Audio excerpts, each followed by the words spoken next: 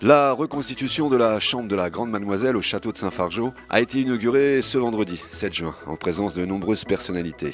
Une histoire qui remonte de 1652 à 1657 où Anne-Marie-Louise d'Orléans, dite la Grande Mademoiselle, alors première fortune de France, a fait remanier tout le château.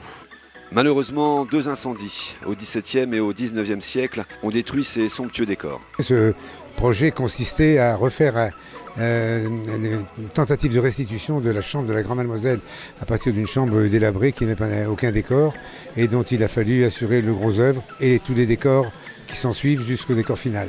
Tous ces somptueux décors faits pour la Grande Mademoiselle dans les années 1652 ont été totalement anéantis par 2 incendies au XVIIIe et au XIXe siècle.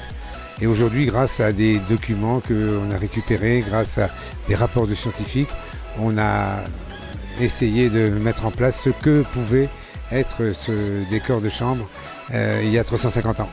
La chambre n'a pas été reconstituée à son emplacement d'origine, mais en haut de l'escalier, dit de la Grande Mademoiselle.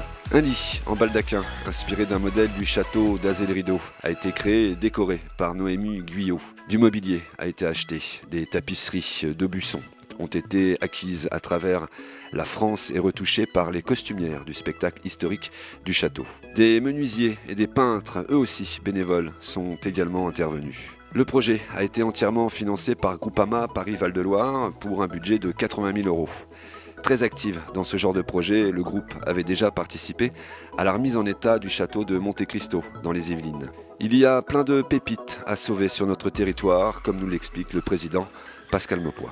Eh bien, de venir ici à Saint-Fargeau, c'est quand même la Puisaye, c'est quand même aussi l'histoire de France, avec la Grande Demoiselle, Monsieur Le Pelletier de l'époque. Et voilà, et on est arrivé, par l'intermédiaire de Monsieur Guyot, justement à vouloir investir dans la Puisaye.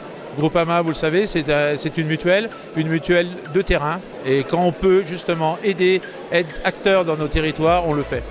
Le propriétaire du château et ses collaborateurs ont travaillé tout l'hiver sur cette reconstitution qui s'appuie sur des éléments historiques. Tout le mobilier avait brûlé dans l'incendie de 1752, mais on connaît les goûts de la Grande Mademoiselle par ses mémoires et d'autres archives. Elle avait un goût prononcé pour l'ostentatoire et la décoration typique de cette époque.